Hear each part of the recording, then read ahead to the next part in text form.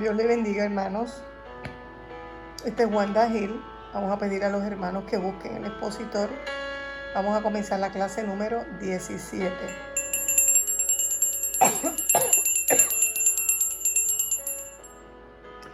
La clase que nos ocupa hoy, el título es Cristo exaltado sobre todas las cosas. Y antes de comenzar, vamos a hablar con el Señor. Señor, en el día de hoy yo te doy gracias, Padre. Te doy gracias por tu presencia.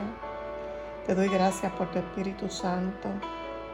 Te doy gracias porque eres justo, eres fiel, eres soberano, eres mi Dios. Yo te doy gracias, Padre. Te doy gracias por mis hermanas y mis hermanos. Yo te pido que en este día tú pases carbón encendido por mi boca, Señor. Todo lo que has puesto en mi corazón, todo lo que hemos aprendido, Señor, yo lo pueda exponer de una forma clara. Señor, ayúdame, Padre mío. Bendice a mis hermanas, edifícalas con tu palabra, Señor. Tu palabra no torna atrás vacía, Señor. En el nombre de Jesús he orado. Amén. Cristo exaltado sobre todas las cosas. La palabra está fundamentada en 1 de Pedro 3 del 18 al 21, 1 de Pedro 3, 22, 1 de Pedro 4, 1 y 2, 1 de Pedro 5, 2 y 5, 4. Y el tema es cómo exaltamos a Dios en el sufrimiento. Esta es una carta de Pedro donde nos da aliento por las pruebas, ante las pruebas, y que todo surge de una profesión de fe que es bien debatida y es bien comentada. Esta lección incluye muchas frases y muchos conceptos griegos. Por ejemplo, cuando nos habla del descendit ad inferas, que eso es descenso al Hades, ahí es donde está el punto controversial que lo vamos a discutir ya mismo. Y nos habla Pedro que en medio del sufrimiento nosotros tenemos la gracia de Dios. Y que nosotros como creyentes tenemos la fe. Esa fe que nos dejó el Señor. Y que el Espíritu Santo nos ayuda. Isaías nos dice, hermanos, que no todo lo que es conspiración para el mundo es conspiración para nosotros. O sea que nosotros vamos a tener pruebas. Y nosotros no podemos tener miedo ante las pruebas, sino que en todo momento santificarlo a Él. Dice la palabra, que Él sea nuestro temor, que no le tengamos miedo a las cosas, ni temor a nada, que Él sea nuestro miedo. Y dice que aquellos que nos calumnian van a ser avergonzados. Si la prueba persiste, si la circunstancia negativa persiste, no hay excusa para nosotros hacer el mal. Si persistiera, es preferible que nosotros padezcamos haciendo el bien. Entonces, en el día de hoy vamos a hablar de la afirmación fundamental: Jesús vivió abnegadamente en favor de la humanidad. El justo murió por los injustos para llevarnos a Dios. Tenemos que definir lo que es abnegado. Abnegado es un sacrificio voluntario. Y esta palabra de hoy nos habla de la exaltación. ¿Qué es la exaltación? Es cuando tú realzas el mérito de alguien, cuando tú realzas la dignidad de algo o de alguien. Pedro nos exhorta a los ancianos en esta carta, a los jóvenes, exhorta a todos, presentando a Jesús como modelo del siervo sufriente. Entonces nos habla de una confesión de fe, que es una confesión de fe del credo. Nos habla del credo. El credo que dice, creo en Dios Todopoderoso, Creador del cielo y de la tierra. Entonces habla de Pilato, habla que Jesús murió y resucitó. Esto lo enseña la iglesia tradicional. Lo que ocurre que que en una versión este credo dice que el Señor bajó a los infiernos. Entonces ahí es que viene la controversia.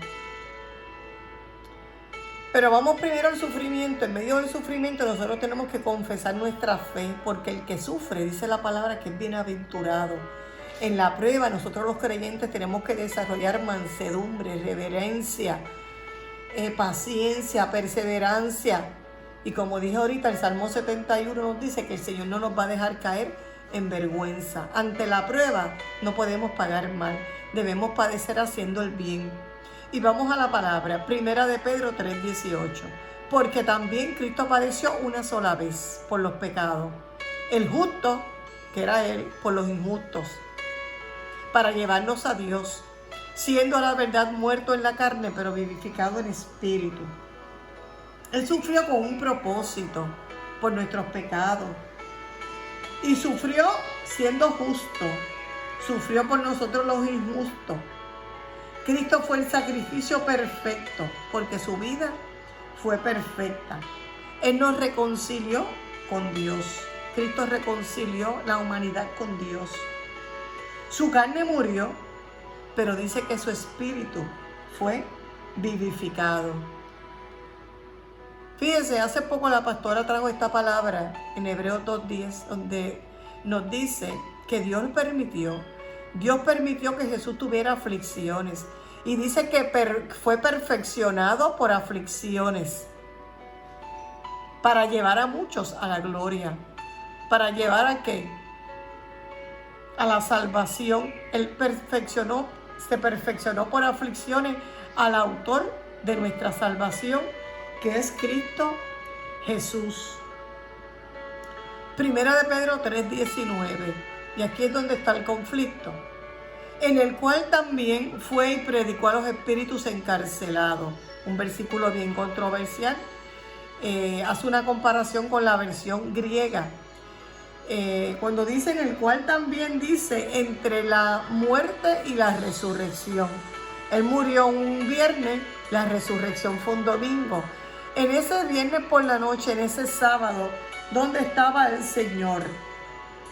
Y dice, el cual, o sea, el tiempo, también fue y predicó. Cuando habla de predicar es realmente que anunció algo. Pero dice que a los espíritus encarcelados.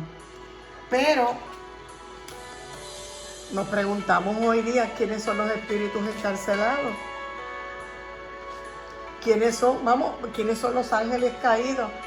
Tenemos que chequear, tenemos que verificar, examinar lo que dice Segunda de Pedro 4.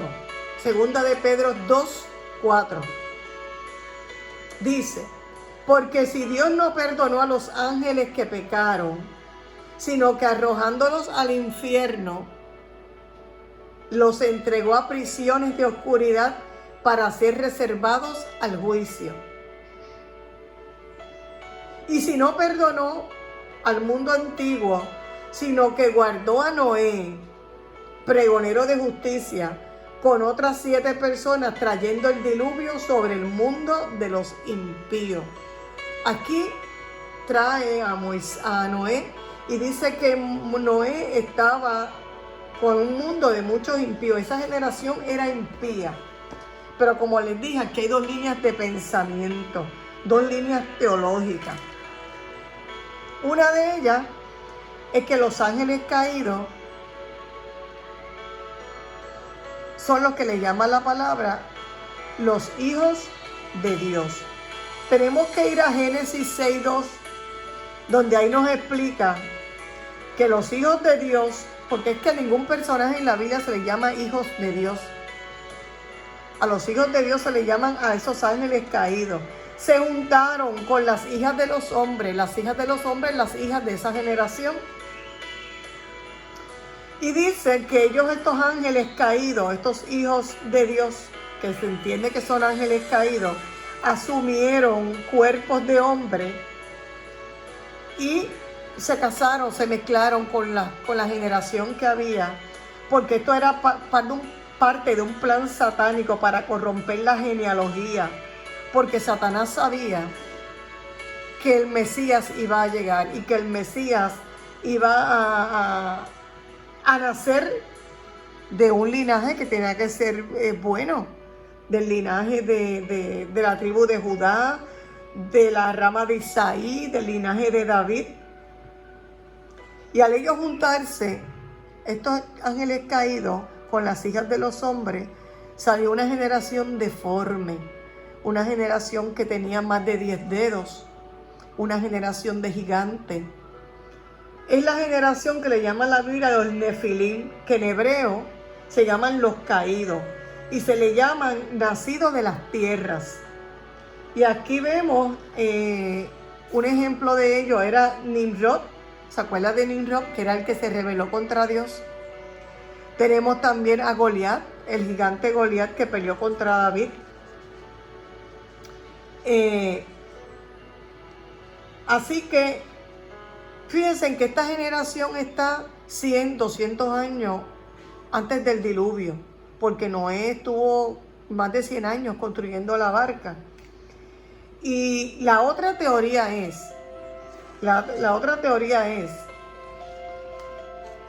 que los ángeles caídos, ustedes saben que Adán tuvo a Abel, a Caín y a Set.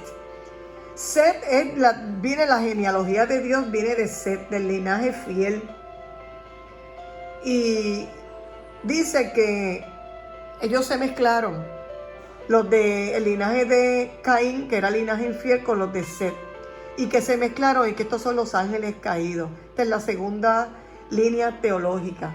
Pero me pregunto yo, si esto fue así, si los de Set en aquel tiempo era un linaje fiel, ¿por qué también perecieron en el diluvio? El Señor con el diluvio quiso quitar, ¿verdad?, toda esa generación de la tierra. Y dejó a Noé, porque dice que la generación de Noé no se había contaminado, que él era perfecto en sus generaciones. Dice que dónde y cuándo Jesús fue a las partes más bajas de la tierra, al Hades, al seno de la tierra. Y esto fue entre el periodo de la muerte y la resurrección. Entonces, esto no lo relacionamos con Enoc, pero Wanda, ¿por qué con Enoc? Bueno, porque Enoc es el papá de Matusalén. Matusalén es el papá de Lamec. Lamec es el papá de Noé. Y desde que Enoc subió al cielo, él proclamó el juicio contra estos ángeles que pecaron. Ya era un profeta, ¿verdad? Ángeles que se relacionaron con las mujeres, los hijos de Dios, con los ángeles caídos. Está en Génesis 6:1, para que usted lo pueda allá estudiar también. Y le dije que la otra línea teológica es que se mezclaron, se casaron los hijos de Set con los hijos de Caín, ¿verdad? Y dañaron la raza, la corrompieron. Pero me pregunto yo que los de Set, pues tampoco entraron al arca, también se perdieron en el diluvio. Y vamos a la palabra que nos corresponde hoy. En Efesios 4:8-10 también nos dice que sabemos que bajó al seno de la tierra, porque dice, subió porque había descendido primero. O sea, nos lo reafirma. Subió por encima de todos los cielos. O sea, que el Nuevo Testamento siempre hace referencia de todo el movimiento que tuvo Jesús en la tierra. Y fíjense, hermano, que cuando nosotros tenemos preguntas, la misma palabra es la que nos contesta las preguntas. Primera de Pedro 3:20 dice, los que en otro tiempo son los de antes del diluvio, desobedecieron. Cuando una vez esperaba la paciencia de Dios en los días de Noé, fíjense si es para el día del diluvio, mientras se preparaba el arca, en la cual pocas personas, es decir 8, fueron salvadas por agua. O sea que el diluvio también lo vemos aquí en la lección como un tipo de bautismo, porque la gente que salió del diluvio, los salvos, que fueron 8, pasaron a una nueva vida, ¿verdad? A una nueva tierra. Igualmente los que bajamos a las aguas bautismales, tenemos un nuevo nacimiento y vamos a una nueva vida, en términos, ¿verdad?, simbólicos. Los del diluvio, dice que eran espíritus encarcelados del diluvio. Dice que esos son todos esos incrédulos que se ahogaron. Y ya le expliqué quién era esa generación. Por eso se le conoce a Noé como pregonero de justicia, porque su generación fue perfecta. Miren primera de Pedro 3:21. El bautismo que corresponde a esto ahora nos salva. ¿Por qué nos salva? Porque recuerden que dice la palabra que el que crea en el Señor Jesucristo y se ha bautizado, este será salvo. No quitando las inmundicias de la carne, o sea, la lucha que tenemos siempre con la carne, sino con la aspiración de una buena conciencia hacia Dios por la resurrección de Cristo. El 3:22, quien habiendo subido al cielo, está hablando de Cristo, está a la diestra de Dios y a él están sujetos ángeles, autoridades y potestades. O sea que aquí hay una exaltación. La misión de Jesús concluyó, todos lo aceptaron y están sujetos los ángeles, las autoridades y las potestades. Miren 1 de Pedro 4:1, puesto que Cristo ha padecido por nosotros en la carne, vosotros, o sea nosotros, también vamos a armarnos del mismo pensamiento, pues quien ha padecido en la carne terminó con el pecado. O sea que Cristo murió físicamente, pero no espiritualmente. Y nos tenemos que armar de este pensamiento que Él sufrió para darnos la victoria. Y la victoria sobre la carne. Depositarnos en sus manos es lo que tenemos que hacer. Porque Él terminó con el pecado. Nosotros tenemos esa lucha, hermano, y solos no podemos. Tenemos que depositarnos en sus manos para que el Espíritu Santo nos ayude. 1 de Pedro 4:2, para no vivir el tiempo que resta en la carne, no conforme a la concupiscencia de los hombres, sino conforme a la voluntad de Dios. La naturaleza pecaminosa ya no debe estar dominándonos. Lo que ocurra que sea consecuencia de nuestra dependencia total en Cristo. No podemos separarnos de Cristo ni de la cruz, porque en esa cruz hay beneficio. Ahí se pagó un precio. Entonces Pedro presenta a Cristo como que Él padeció, como que Él sufrió, como que Él nos dio por medio del Espíritu Santo las herramientas para no vivir más en la carne, ni ser dominados por los deseos de la carne. Si somos difamados cuando practicamos los pecados, lascivia, borrachera, orgía, juergas, idolatría, y usted sabe cuántas cosas más. Pero nosotros tenemos que rendir cuenta a Jesús. Por eso dice que el juicio empieza por la iglesia, por los hijos de Dios, que juzgará a vivos y a muertos. Quien le predicó a los muertos, ¿verdad? Muertos como símbolo de pecadores, porque antes nosotros estábamos muertos en nuestros pecados, en nuestros delitos. El que no tiene a Jesús está muerto, hermano. Los que han sufrido en la parte humana, hemos sufrido, pero somos victoriosos en el Espíritu y le vamos a rendir cuentas a Jesús. Por eso dice que tenemos que amarnos, que servirnos, servir al que está necesitado, que estar sobrios ante la prueba, ser entendidos, abstenernos de hacer el mal, que velemos en oración. En este tiempo ahora que hay tanto espacio, hermano, que lo aprovechemos, porque con un propósito el Señor nos tiene en nuestras casas guardados. Que velemos en oración. Jesús dijo que oren para que no entren en tentación. Pablo dijo, oren sin cesar. A todos nos va a llegar la prueba, a todos nos va a llegar el día malo, a todos nos va a llegar el momento de dolor. Y decía Pedro, no nos sorprenda, que no le sorprenda. Al contrario, que te goces porque participas de todo esto por causa de Cristo. Y sabe que Dios nos juzga en todo momento. Por eso es que el juicio empieza por nosotros. Él nos redarguye con su Espíritu Santo. Pero qué lindo es que nos permita arrepentirnos. Qué lindo es que dice la palabra que si 7 veces que al justo, Él lo va a levantar en la prueba, en el sufrimiento, agarrados del Maestro.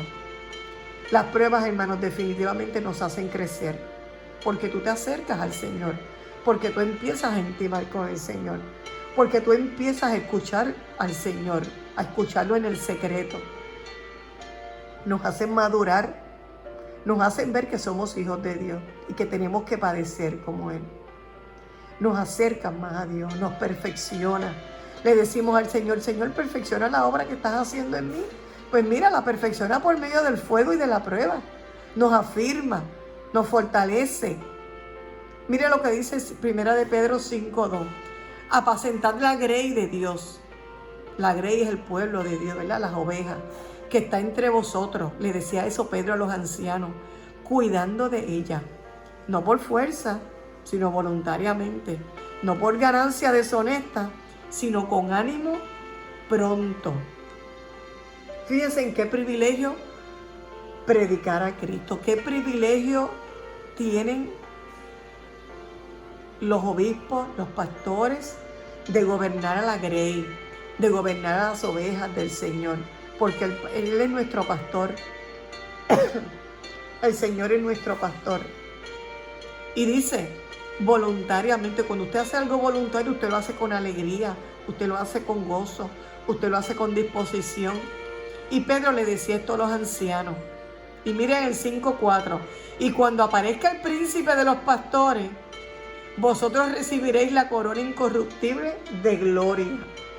Usted sabe cuándo va a aparecer el príncipe de los pastores, en las nubes, en el arrebatamiento.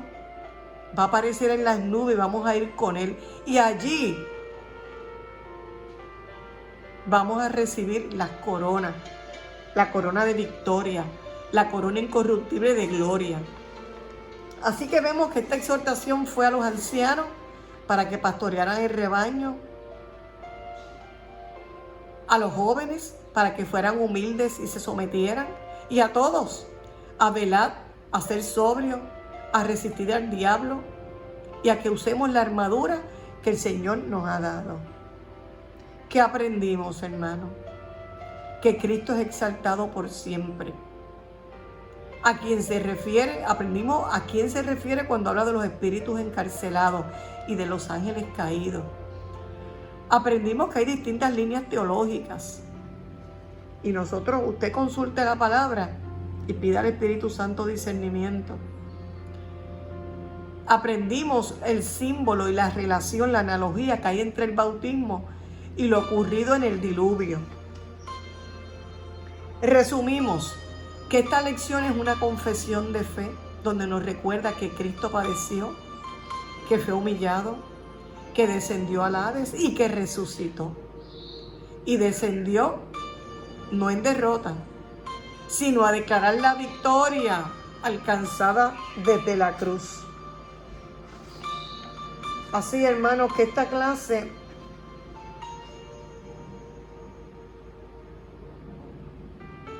nos hace pensar la grandeza de Cristo, el sacrificio de Cristo, el sufrimiento de Cristo. Y si Cristo pudo, hermanos, nosotros tenemos que serlo, tenemos que ser victoriosos. Si Él venció, nosotros también venceremos en las pruebas. Pedro nos alienta a orar, a perseverar ante la prueba. Todo esto que estamos pasando es una prueba. No podemos salir, pero sí podemos hablar del Señor. Sí podemos predicar la palabra de Dios. Sí podemos hablar con nuestros familiares. Aproveche cada minutito, porque le vamos a rendir cuentas al Señor de lo que hayamos hecho en todo este tiempo libre. Ahora no tenemos excusa, hermano. Vamos a levantar altares familiares. Yo la pasada semana empecé con un grupo familiar. A las 4 de la tarde estudiamos la palabra. Ya estudiamos 1, 2, 3 de Juan. Vamos ahora a coger a Isaías. Cogimos también a Daniel, que es bien profundo. Así, hermano, animémonos a hacer lo propio, a hacer lo que el Señor quiere que haga. Cuando usted habla la palabra del Señor y le explica a alguien, mire sus propias palabras, el Señor nos da entendimiento. El Señor abre nuestros ojos espirituales. El Señor nos ayuda, hermano. Nos da sabiduría. Y el que no la tiene, pídala, dice la palabra. Y ese familiar suyo jamás se va a olvidar de eso. Y va a entender. Hay muchos familiares nuestros que dicen, no, es que yo no entiendo la Biblia, por eso no la leo. Y usted le tiene que decir, pero ¿cómo va a ser? Venga acá, siéntese. Y le toca la campanita, hermano. Y empezamos a estudiar la palabra. Recuerde que la palabra nos santifica, la palabra nos da conocimiento. Como único nosotros podemos cambiar y salir de las tinieblas a la luz admirable es por medio de la palabra. Así que fíjense en este salmo: de Jehová es la tierra y su plenitud, el mundo y los que en él habitan. El Salmo 69 dice: alabadle los cielos y la tierra, los mares y todo lo que en ellos se mueve.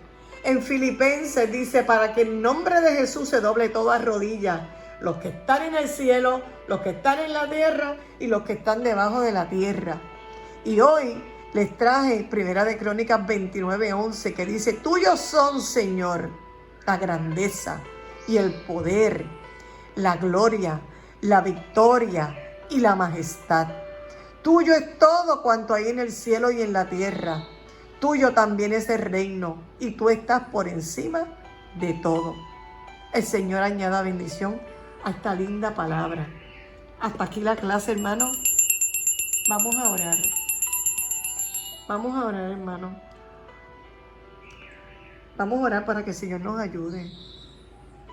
No le preguntemos al Señor por qué esto está ocurriendo, sino para qué. ¿Para qué yo, Wanda? ¿Para qué tú, hermano? Estamos pasando por esto. Algún propósito tiene que haber. Nosotros tenemos que buscar lo propio, buscar lo nuestro. Estar en la voluntad de Dios. Ser agradecido. Oremos. Padre amado, Padre bueno, yo te doy gracias, Señor. Te doy gracias por tu palabra. Te doy gracias, Señor amado, por mis hermanos, por todos los que en un momento dado van a escuchar esta clase, Señor. Gracias porque esta clase nos ministra, Señor, de que Cristo es exaltado, de que dio su vida por nosotros, de que padeció, que pasó la prueba de fuego más grande que un ser humano puede pasar. Y así entendemos cómo tú también nos ayudas, cómo tú nos llevas de la mano, cómo tu brazo no se ha cortado, Señor, para nuestra necesidad.